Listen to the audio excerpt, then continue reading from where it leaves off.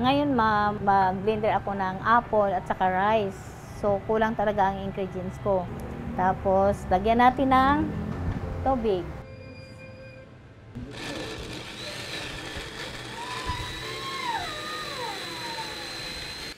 Matapos maihanda ang pagkain,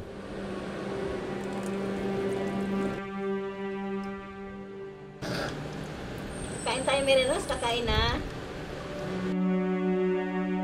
maingat nang isasalin ni Evangeline ang dinurog na kanin at mansana sa tubo na nakakabit sa kanyang ilong.